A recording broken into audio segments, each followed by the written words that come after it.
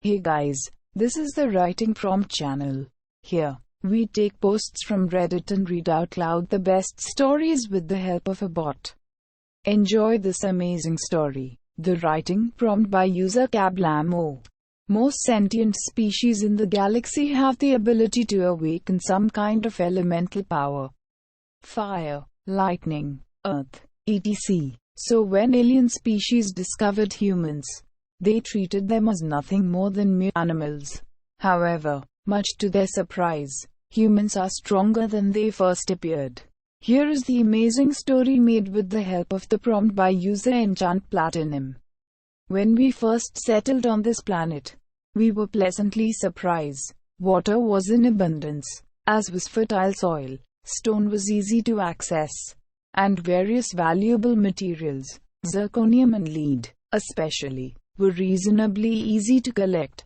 The first colony worked quickly, as our scouts always did, draining a large nearby lake and hydroprocessing nearly all of it into a more easily workable material. Within 3 rotations around the system's sun, they had already built up their central pod, and had begun to construct hydroglass tunnels reaching deep underground.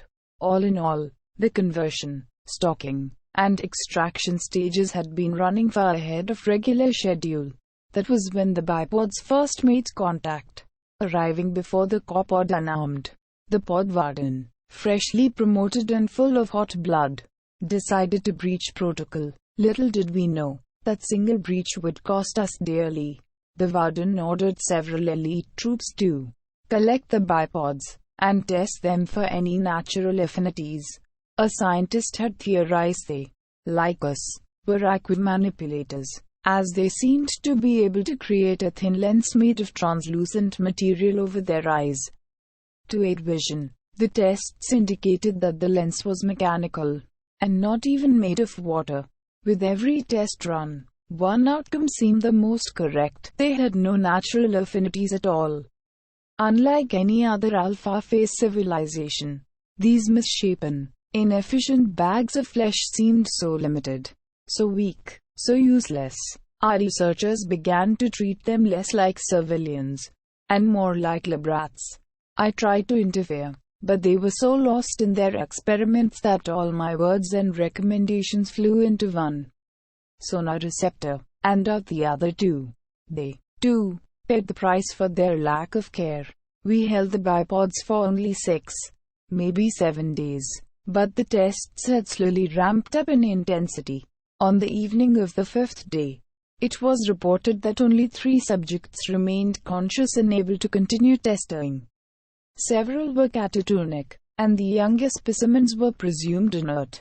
This also did not dissuade the warden, nor his lackeys. They continued to squeeze minor anatomical information out of the 3, until they, too, were declared unfit for experimentation. The bodies were deposited on a hill, a slight distance away from the pod. The evening of the 7th day, we met the bipods' debt collectors. In the darkness of their lunar cycle, our guards noticed bipod-like creatures, except with some form of rubberized exoskeletons, as well as glowing dots where their eyes would normally be. Each carried what seemed to be a modified dissection tool, one side having strange tooth-like indents, as well as 2 metallic gray tubes, with attached handles and various other detailing. The same elites from before offered to leave the pod in order to collect these new specimens. They were granted permission, and as they left the safety of the hydroglass pods, we could only watch on in horror as the bipods executed each one. From ranges anywhere between 20 and 50 meters, the tubes accelerated small metallic shards to great velocities. The shards tore through our troops without nearly any resistance, and soon the territory in front of the pod was saturated in vital fluids, pieces of skin, and shredded organs. These beasts with glowing eyes showed malice like no other creatures we had before encountered, gleefully stomping through the corpses of our soldiers. It turns out that just as we had called them bipods, they had picked a name for us: jellyfish. I can only surmise that whatever that term refers to isn't held in high regard by humans to begin